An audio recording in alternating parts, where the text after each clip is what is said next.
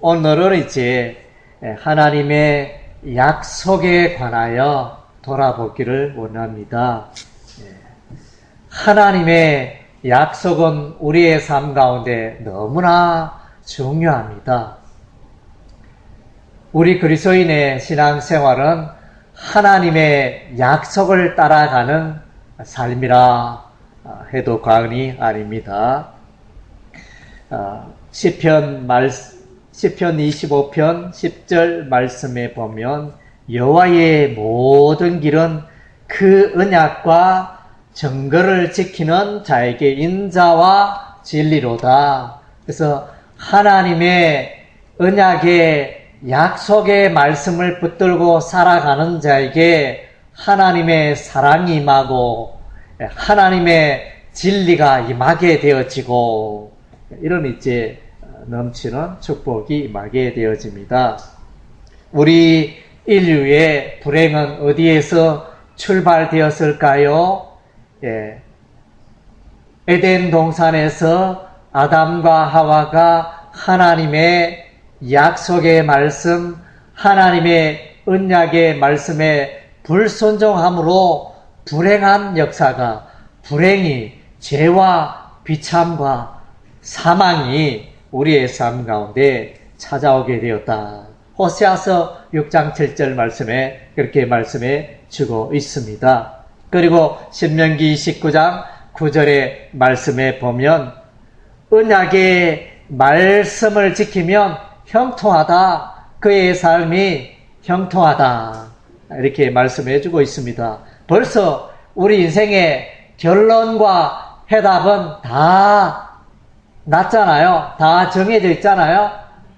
하나님의 약속의 말씀, 하나님의 말씀 따라가면 내 삶이 풍성해지고 내 삶이 부유해지고 내 삶이 기쁨이 넘치고 평강의 삶을 살아갈 수 있다. 벌써 해답이 다 나와 있습니다. 신구약 성경은 구약과 신약으로 이루어져 있는데 구약은 옛 언약을 말하고 신약은 새 언약을 말합니다. 새 언약의 말씀과 옛 언약의 말씀이 합하여 이제 성경책을 이루고 있는 것입니다. 십계명, 하나님이 왜 우리에게 십계명을 주셨느냐? 십계명 우리가 이제 율법으로 이해를 하고 있는데 율법이 맞습니다. 그리고 또 다르게 표현하면 십계명도 언약입니다. 십계명 신명기 9장 15절 말씀에 보면 십계명을 가리켜 언약의 두 돌판이라. 돌판, 모세가 시내산에서 돌판 둘을 가지고 내려왔는데 한쪽에 이제 십계명 일부분, 또 한쪽에 십계명 일부분, 이렇게 해서 이제 십계명을 두 돌판에 새겨서 내려왔는데 이것은 언약의 두 돌판이라 말씀해 주고 있습니다.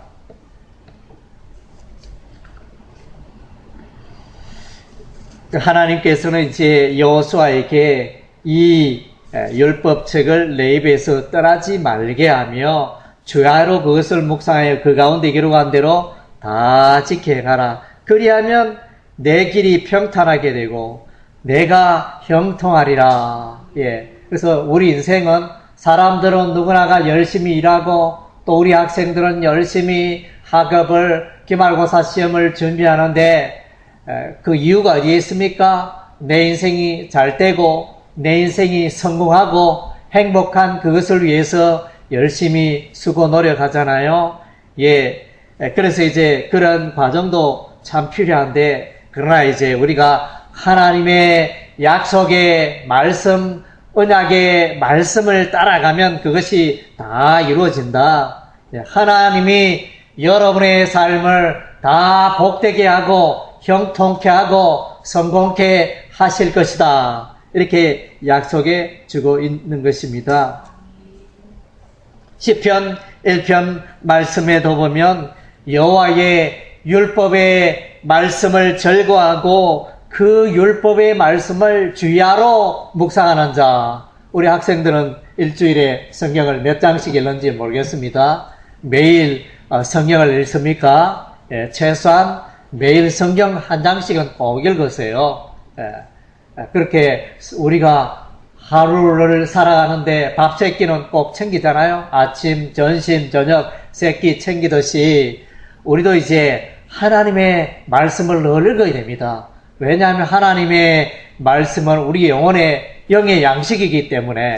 그래서 온종일 밥 세 끼 안 먹었다 이러면 어떻게 했어요? 저는 한 끼만 안 먹어도 비실비실하고 벌써 힘이 없고 기력이 없다 이렇게 느껴지는데, 그래서 우리도 영적으로 하나님 안에서 힘을 얻기 위해서는 하나님의 이 영혼의 양식, 이 하나님의 말씀을 섭취해야 한다는 것입니다. 그래서 마태복음 4장에 예수님께서 사단 마귀를 물리칠 때 말씀하시기를 사람이 떡으로만 살 것이 아니요 하나님의 입에서 나오는 모든 말씀으로 살 것이라. 그래서 우리 학생들은 물론 이제 학교에서 수업을 하지만 보면 쉬는 시간이고 강의하지 않는 시간은 늘 요즘 뭡니까? 스마트폰 들여다보잖아요. 스마트폰 기사 읽고 뉴스 읽고 정보 읽고 채팅하고, 그래서 끊임없이 그런 데 시간은 많이 들이는데 성경을 읽고 하나님의 말씀을 묵상하고 하는 데는 우리가 너무나 인색하고 무관심하고 또 이렇게 애쓰지 않고 살아갈 때가 많잖아요. 우리는 이제 농부가 봄에 여름에 열심히 농사를 지어야 가을에 추수를 하잖아요. 가을에 고추를 따고 가지를 따고 여러 가지 또 이제 보리 추수도 하고 벼 추수도 하고 감자도 캐고 고구마도 캐고 뿌리는 수고가 있어야 그런 열매가 있듯이 우리의 신앙생활에도 그런 수고가 있어야 돼요. 그래서 물론 우리 성도들이 기본적으로 주일날 와서 우리가 예배 드리고 이거는 기본이에요. 가장 기본이고, 그 다음 주에 내가 매일매일 생활할 때 예수의 이름을 부르며 하나님의 이름을 부르며 기도하고, 다니엘은 하루에 3번씩 예루살렘을 향하여 창을 열어놓고 기도했다 그랬지 않습니까? 그래서 우리가 매일 또 할 수만 있으면 하루에 3번 정도 기도를 하고 또 성경을 읽고, 그래서 그런 가운데 하나님의 음성을 듣고 예수님과 동행하는 이런 삶을 살아야 돼요. 그래서 요한계시록 말씀에 예수님이 4대 교회를 향하여 너희가 살았다 하지만은 입에 붙은 말이다. 너희가 산 것 같이 보이지만은 실상은 너희가 죽은 자로다. 우리의 신앙생활 예수 믿는다 하면서 정말로 예수의 향기 드러내지 못하고 예수 그리스도 안에 그런 역동적인 삶을 얻지 못하고 너무나 무기력하고 나약하고 세상에 떠밀려 살아가고 그런 우리의 모습을 우리가 자주 볼 수 있지 않습니까? 그렇게 살아서는 안 되죠. 우리가 세상을 이기고 승리해야 됩니다. 그래서 옥스포드, 영국에 옥스포드 대학이 있는데 옥스포드는 이제 황소가 큰 물이 났을 때 그 큰 물에 그 물결을 거슬러서 올라가잖아요. 올라가는 그런 모습. 그래서 우리 그리스도인들은 이 세상의 거대한 이 세상의 물결을 거슬러서 진리의 말씀, 하나님의 언약, 하나님의 말씀 따라 살아가는 그런 사람들이 되어야 하는 거예요. 네.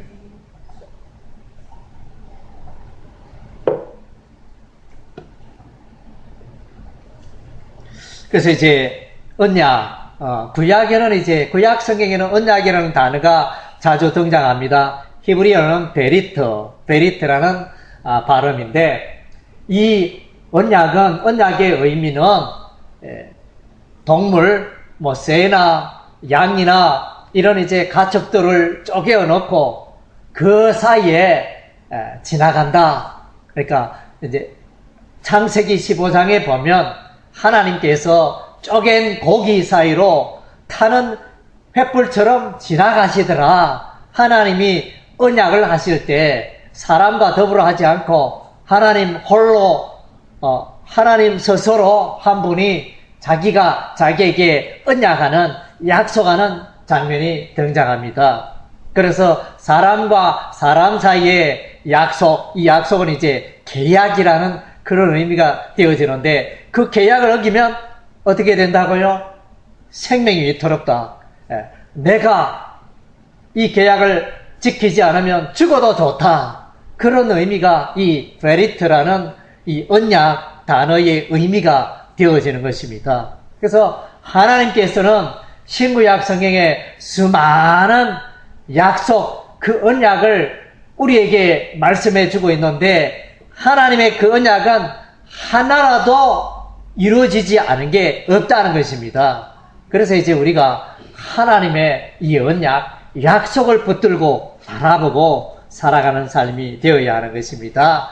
구약 성경에는 언약이 많이 등장하고 신약 성경에는 이제 약속이라는 단어가 많이 등장합니다. 헬라어로는 이제 에판겔리아라는 이제 그런 의미인데, 그래서 약속, 영어 성경으로는 이제 프라미스, 하나님께서 이제 그렇게 많은 약속들을 해주고, 또 그 약속을 마침내 이루고 있는 것을 보게 되어집니다. 그래서 이제 이 언약과 또 하나님의 언약과 하나님의 약속과 곁들어서 우리가 기억해야 하고 구약 성경에 또 우리가 기억해야 할 내용은 여호와의 언약궤, 여호와의 법궤, 여호와의 언약궤 법궤 속에는 이제 십계명의 두 돌판이 들어있잖아요. 아론의 상난 지팡이와 또 만나, 하늘에서 내린 떡, 만나가 세 가지가 들어있었는데 뭐 다른 것은 없어지고 오랫동안 여호와의 언약궤에 있었던 것은 이제 십계명 두 돌판입니다. 그래서 여호와의 언약궤, 하나님이 지시하신 대로 모세가 이제 여호와의 언약궤를 만들고 여호와의 언약궤를 하나님의 성막에 들여다 놓았습니다. 그래서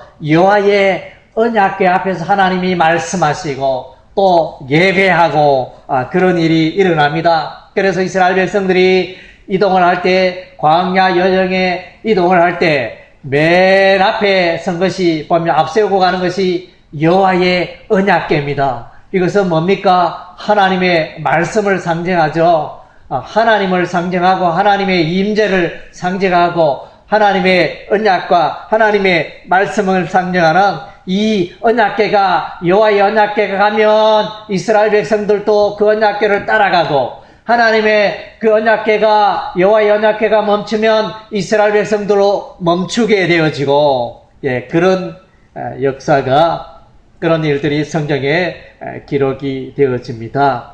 그래서 여호와의 언약궤만 잘 모시면 이스라엘 백성들의 삶이 승리하고 대적을 물리치고 형통하게 되고 평강이 많은 놀라운 일이 일어났습니다. 그런데 한 가지 조건이 있습니다.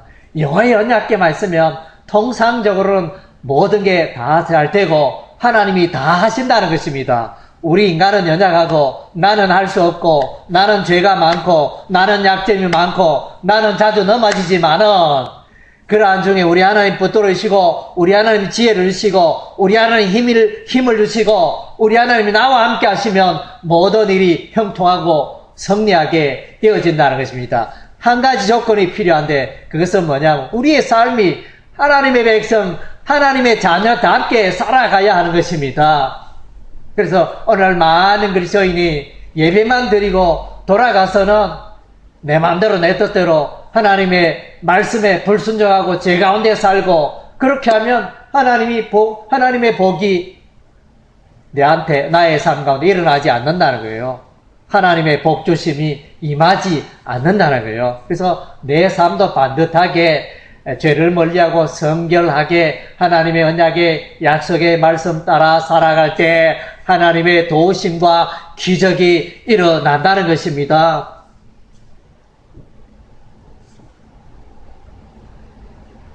예수 믿지 않는 사람은 이제 기말고사 시험을 치는데 우리 학생들이 하나님이 다 하신다 이러면서 공부 하나도 안 하고 우리가 시험지 딱 받아도 될까요?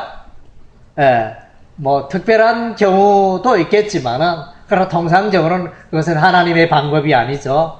예, 우리 학생들도 열심히 공부하고 잠을 적게 자가면서 열심히 공부해가지고 그렇게 시험 칠 때 하나님이 도우시고 좋은 결과로 이끄신다는 것입니다.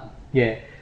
그런데 이제 이 여호와의 언약궤가 우리가 하나님 앞에 순종하고 성별되게 살아가면 놀라운 기적과 놀라운 일이 나타나는데 반면에 내 삶이 불순종하고 죄 가운데 살아갈 때는 하나님의 기적이 나타나지 않는다는 것입니다. 그것이 성경에 어디에 나타나나요? 예, 사사시대. 사사시대에서 이제 왕정시대로 넘어가는 그 사이에 보면 우리가 사무엘상 1장에 보면 등장하는 인물이 있죠. 누가 등장하죠? 한나가 등장하고 기도의 여인 한나가 등장하고 또 엘리 제사장이 등장합니다. 그 시대의 그 배경을 이렇게 보면 그래서 엘리 제사장이 있는데 제사장은 제사장인데 하나님의 말씀에 제대로 순종하지 않고 그의 엘리 제사장의 아들들은 하나님의 율법을 어기면서 하나님의 거룩함을 어기면서 마음대로 제사의 고기를 또 이렇게 자기들이 먼저 먹어버리고 하나님께 먼저 드리지 않고 이렇게 모든 여호와의 그 율법의 질서를 어지럽히는 그런 아들들이 있었는데 그런 시대에 블레셋 사람들이 이스라엘을 공격하고 블레셋 사람들이 나왔을 때 이스라엘 백성들 아이고 큰일 났다. 여호와의 언약궤를 앞세우자라면서 여호와의 언약궤를 앞세우고 나아갔지만은 하나님의 기사와 기적이 나타나지 않았습니다. 오히려 블레셋 군사들이 이스라엘 군대를 물리치고 그들이 여호와의 언약궤를 탈취해 가버리는 이런 이제 어처구니 없는 일이 일어났습니다. 왜 그렇습니까? 이스라엘 백성들이 하나님의 말씀대로 살지 않고 죄 가운데 살아가니까 여호와의 언약궤 앞세워도 기적과 하나님의 능력이 나타나지 않았다는 것입니다. 예, 이것은 이제 대단히 소중한 교훈입니다. 그래서 신명기 말씀도 그렇고 창세기, 출애굽기, 레위기, 민수기, 신명기 이것을 모세오경이라 하는데 거기에 반복되는 것은 뭐냐면 순종하면 너희가 복을 받고 너희가 하나님의 말씀에 순종하지 않으면 벌이 임하고 하나님의 징계와 저주와 재앙이 임할 것이다. 이것이 이제 계속 되어지는 구약의 패러다임입니다.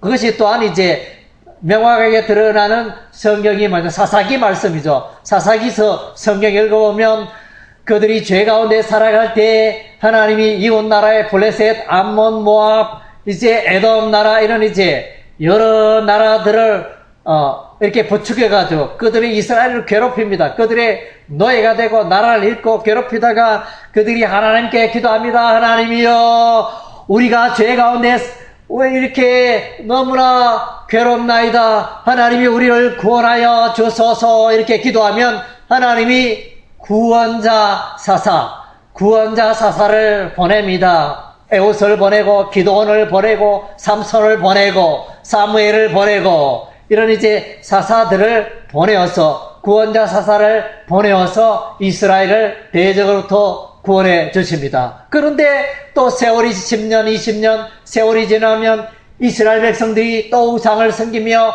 죄 가운데 살게 되어집니다. 그러면 또 이제 하나님이 벌을 주시고 또 회개하고 기도하고 그렇게 하여 다시 하나님께로 돌아오고 이런 사이클이 반복되는 성경이 뭐라고요?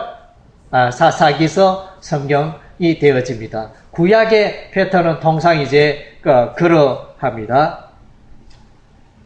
그래서 이제 나의 삶은 왜 내 삶 가운데 하나님의 임재와 하나님의 형통한 역사가 없는가? 그것을 돌아보면 내가 과연 나는 하나님의 말씀과 어떤 관계를 맺고 하나님의 말씀에 순종하며 살아가느냐 불순종하며 살아가느냐 그 영역을 우리가 점검하면 되는 것입니다. 그리고 이제 성경의 중요한 흐름 중에 또 하나는 우리가 기억해야 하나님께서 종말이 되면 말세가 되면 이제 심판을 합니다. 그래서 너희가 왜 예수 믿지 않았냐?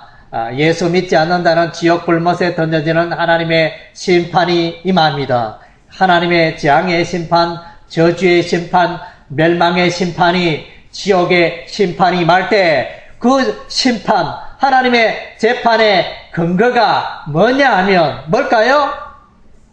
하나님의 말씀입니다. 하나님의 언약인 것입니다.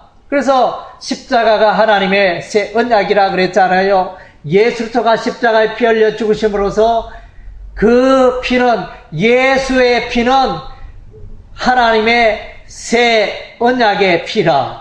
예수의 십자가 보혈을 믿는 자는 다 깨끗게 되고 구원받는다는 이제 하나님의 언약, 약속을 붙들지 않는 자는 심판을 받아 지옥불에 가게 되어지는 것입니다. 요한계시록 15장 5절, 요한계시록 11장 19절 말씀에 보면 하나님께서 이제 요한계시록을 보면 큰 재앙사건이 세 가지가 나타납니다. 첫째는 이제 요한계시록 6장에 7인을 떼는 재앙이 등장하고, 그 다음 주에 요한계시록 8장 9장에 나팔 재앙이 등장합니다. 나팔 재앙이 등장하고, 그리고 요한계시록 16장에 대접재앙, 마지막 세 번째 대접, 7 대접 재앙의 심판이 일어나게 되어지는데, 마지막 요한계시록 16장 마지막 7 대접 재앙의 심판이 일어나기 전에 언급되는 말씀이 있는데, 그것은 이제 요한계시록 11장 19절에 보니까 성전 안에 성전이 열리면서 여호와의 언약궤가 보이더라, 이런 표현이 등장합니다. 이것은 이제 대단히 중요한 의미가 있습니다.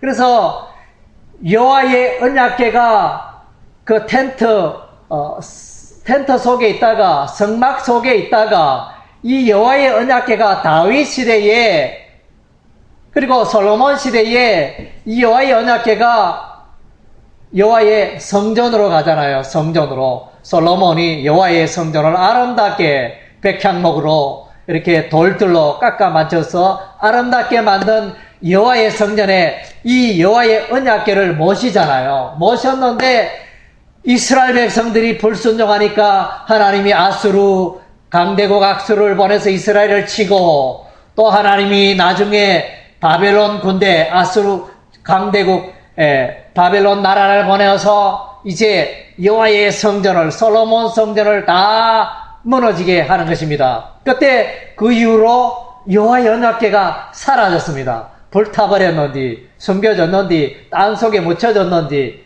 여호와의 언약궤가 더 이상 성경에 나타나지 않습니다. 그런데 그러다가 여호와의 언약궤가 나타나고 있는데, 그것이 어디나 요한계시록에 보니까 요한계시록 11장 19절 말씀에 하나님의 성전이 열리니 거기에 여호와의 언약궤가 짠짠짠짠 하면서 여호와의 언약궤가 나타났습니다. 놀라운 일이죠. 왜 나타났겠어요? 여호와의 하나님의 이 말씀을 가지고, 언약을 가지고 이 사람들을 심판하기 위하여 여호와의 언약궤가 나타나는 것입니다.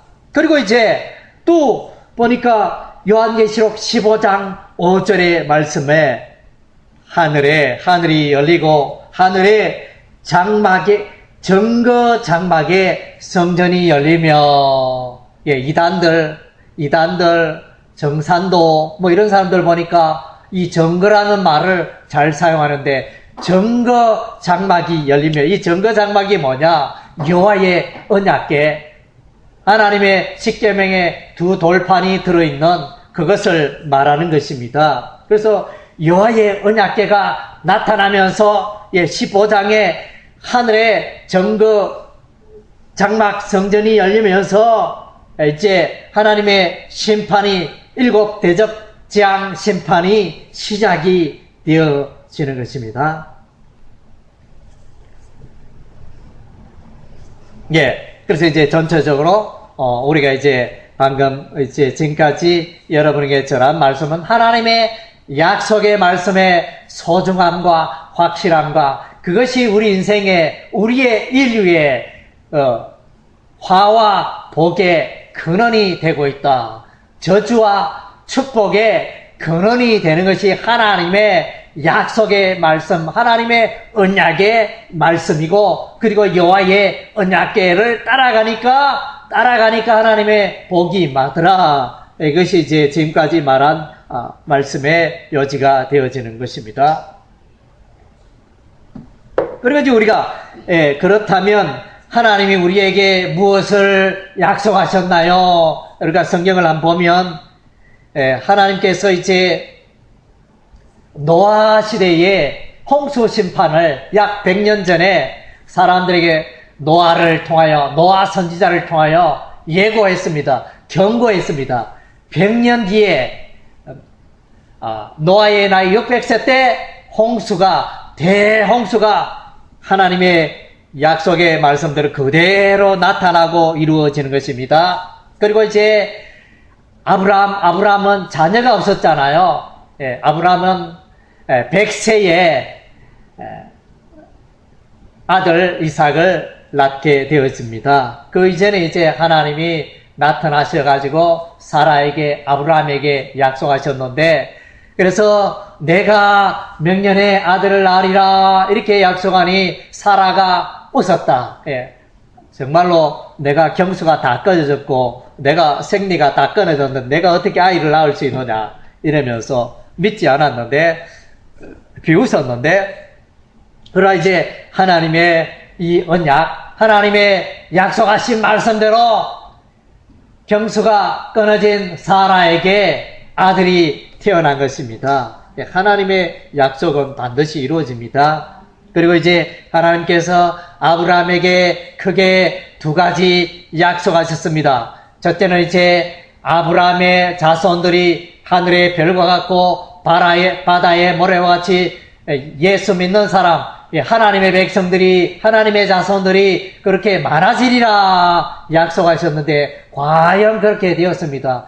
야곱의 12지파를 통하여, 이스라엘의 12지파를 통하여 하늘의 별과 같이 땅의 모래와 같이 백성들이 셀 수 없이 많아진 것입니다. 그리고 하나님이 또 약속한 것이 있는데, 아브라함에게 약속하신 것은 이제 이 땅에, 이 가나안 땅을 너의 후손에게 주리라 약속하셨는데, 아브라함의 후손들이 야곱의 가족이 애굽 땅에 갔다가 400년 세월 뒤에 다시 가나안 땅으로, 적과꿀이 흐르는 가나안 땅으로 다시 들어오잖아요. 그래서 이제 하나님의 그 자손 아브라함을 통해서 자손 번성의 약속이 이루어지고 또 가나안 땅을 주시겠다 약속하셨는데 그것이 그렇게 이루어지고, 또 아브라함의 후손을 통하여 복의 근원이 될 메시아 예수 그리스도가 오실 것을 약속하셨는데 그것 또한 그대로 이루어집니다. 그래서 마태복음 1장 1절 말씀에 아브라함과 다윗의 자손 예수 그리스도의 세계라, 예수 그리스도의 족보가 등장하죠.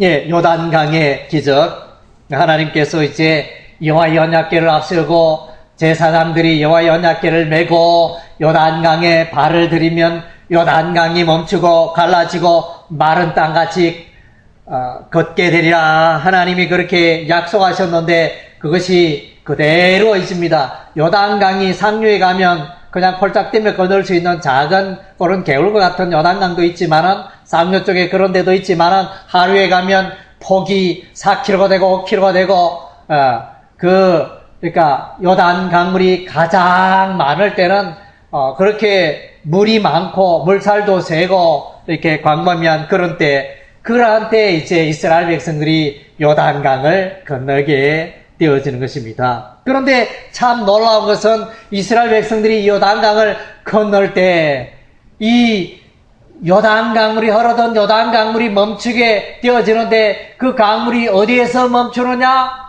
여호와의 언약궤 앞에서 딱 멈추는 거예요. 이 흐르던 강물이 제사장이 메고 가는 그 여호와의 언약궤 앞에 딱 오니까 그 강물이 딱 이제 멈추게 되어지는 이런 이제 기적이 나타났습니다. 그리고 이제 이스라엘 백성들이 경관 여리고 성을 무너뜨릴 때도 여호와의 언약궤를 메고 계속 이제 돌게 되어지고, 그래서 하나님이 하시는 방법으로 매일 한 바퀴 돌고 마지막 날에 7바퀴 돌고 함성을 외치니 여리고 성이 무너져 내리잖아요. 이건 하나님의 방법입니다. 정말로 어리석고 무지한, 우리 인간적으로 생각했을 때 도저히 납득이 되지 않는 그런 방법이었지만 하나님은 그런 방법을 통해서 하나님이 말씀하신 대로 이스라엘 백성들이 함성을 지르니 여리고 성벽이 무너져 내렸다는 것입니다.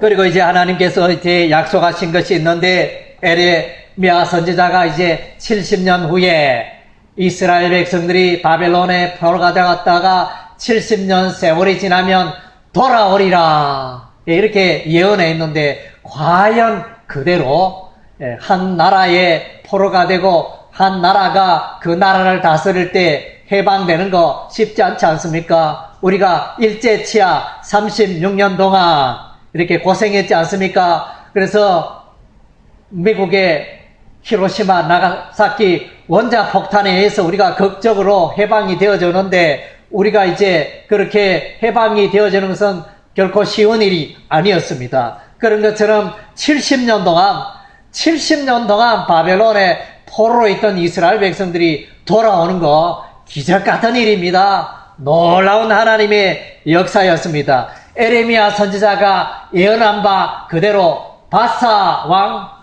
페르시아 왕 고레스 원년에 이스라엘 백성들이 바벨론에서 돌아오게 되어지는 귀환하는 그 명령이 역사적으로 그들에게 성취되어졌습니다.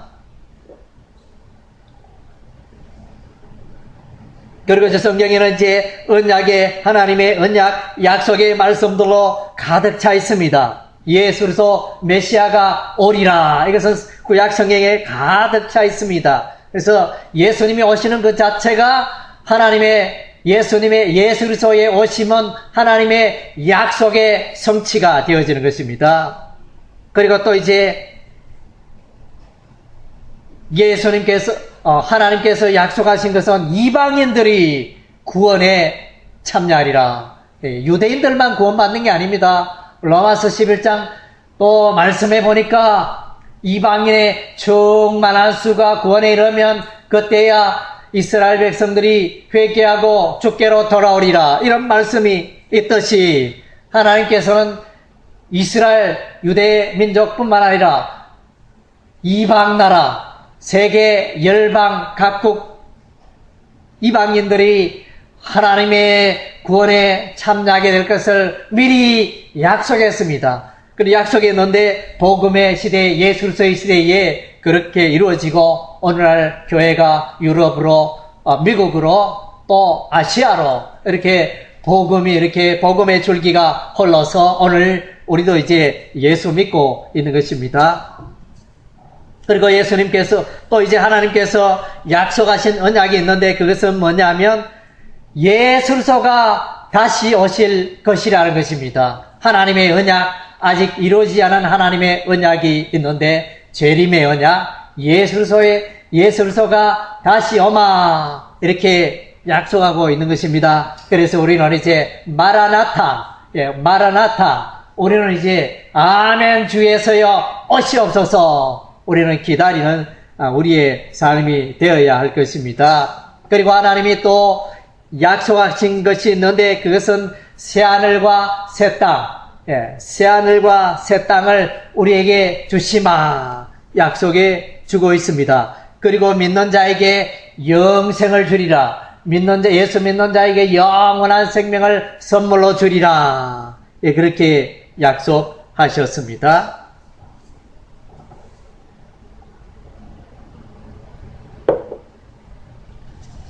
예, 그래서 이제 큰 약속들, 신구약 성경의 큰 약속들을 우리가 돌아봤습니다. 또 이제 우리가 예수 그리스도에 좀 더 좁혀서 예수 그리스도에 관한 약속들이 성경에 그대로 이루어집니다. 미가서 5장 2절에 미가 선지자는 예수님이 베들레헴 땅에, 다윗의 동네 베들레헴 땅에 태어날 것이다 예언하는데 예수님이 바로 거기에 태어납니다. 또 처녀 마리아가 아기 예수를 잉태하고 또 처녀 마리아를 동정녀 마리아를 통하여 예수가 탄생하시라. 이사야서 7장 4절에 예언했는데 이사야 선지자가 약 700년 전에 예언했는데 그것이 그대로 이루어집니다. 그리고 스가랴 선지자는 스가랴서 9장 9절에 예수님께서 나귀 타시고 나귀 새끼 타시고 예루살렘 성에 입성하시라 그렇게 예언했는데 그것이 그대로 이루어집니다.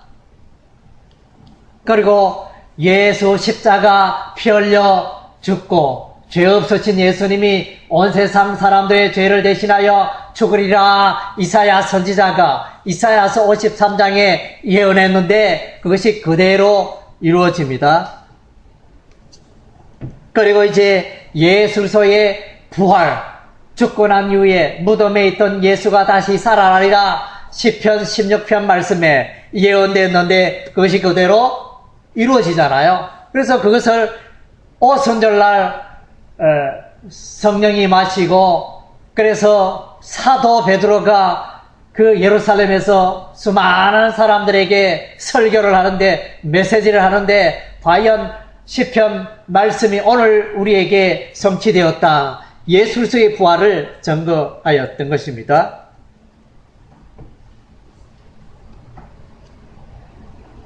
그리고 시편 110편은 예수 그리스도가 왕으로 온 세상에 왕으로 오실 것이다. 왕이시다. 그런 것을 증거하고 있습니다. 또 이사야서 11장 1절 2절 말씀을 보면 다윗의 혈통을 통하여 예수 그리스도가 메시아가 오실 것이다. 그것도 성취가 되어집니다.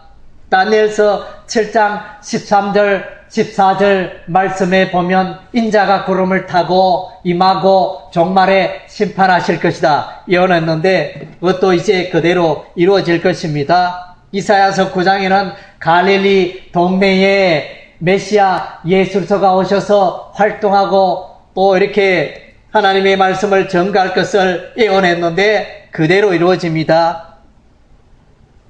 또 성령의 충만한 역사 이사야서 42장 또 에스겔서 말씀 또 에레미야 선지자의 말씀을 통하여 이제 성령의 충만한 역사가 일어나게 되어집니다.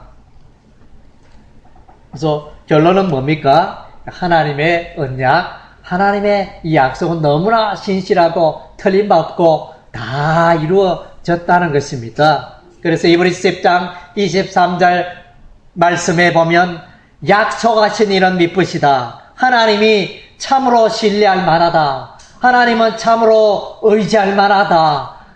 사람들의 말은 요랬다가 저랬다가 상황에 따라 달라지지만은 하나님의 약속, 하나님의 말씀은 영원 불변하며 반드시 이루어진다는 것입니다. 그래서 하나님은 사람이 아니고 하나님은 인생이 아니시니 하나님은 하신 말씀을 잊어버리지 시건치 않으시고 후회가 없으시고 하신 말씀을 반드시 실행하시는 분이라 민수기 23장 19절에 약속해 주고 있습니다. 그래서 아브라함이 위대한 것은 뭡니까? 하나님의 약속을 잘 붙들고 진실하게 믿었던 것입니다. 로마서 4장 20절에 아브라함은 하나님의 약속을 의심치 아니했다. 하나님이 말씀하시면 그대로 받아들인 것입니다. 아직 자녀가 없지만은 하나님이 아브라함을 부르시고 하늘의 별처럼 내 자손이 많아지리라 이렇게 말하니 아브라함이 하나님의 그 말씀을 그대로 받았더니 하나님이 아브라함을 의로 여기셨다. 예, 그렇게 말씀해 주고 우리가 부족하고 우리가 연약하고 형편없지만 그러나 우리가 믿음으로 살아갈 때 하나님은 저와 여러분을 의롭다. 예, 죄인된 우리를 의인으로 여겨주시고 받아주신다는 것입니다. 예, 노아가 하나님의 언약을 따라 살고 아브라함과 이삭과 야곱이 하나님의 언약을 따라 살아간 자였습니다. 요셉의 이야기 뭡니까? 하나님이 주신 꿈, 하나님의 그 언약의 꿈을 따라 살아갔더니 그것이 그대로 이루어지고 요셉이 애굽의 총리가 되었다는 이야기인 것입니다.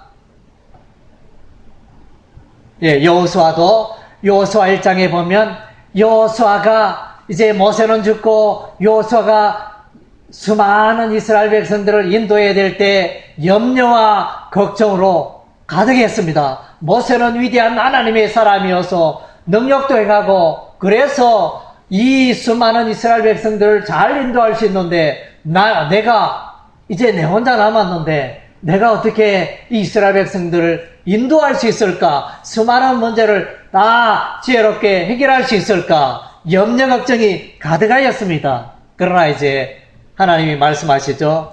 여호수아에게 말씀하십니다. 너는 좌로나 우로나 치우치지 말고 여호와의 언약의 말씀을 따라 행하라. 그리하면 모든 일이 형통하리라.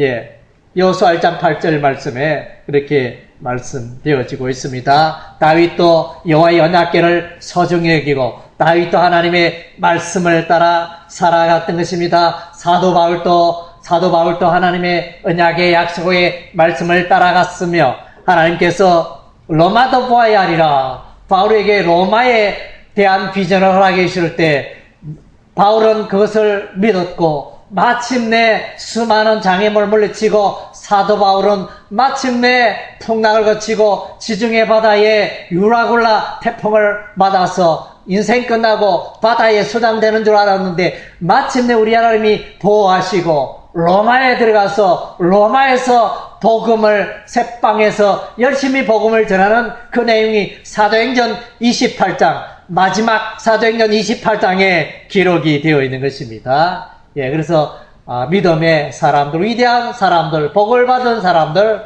다 하나님의 사람들은 하나님의 약속, 하나님의 말씀, 하나님의 약속의 말씀을 붙들고 신실하게 그 가운데 순종하며 살아갔던 사람들이었다는 것을 오늘 우리에게 성경은 증거하고 있는 것입니다. 할렐루야. 아멘. 예, 기도하겠습니다.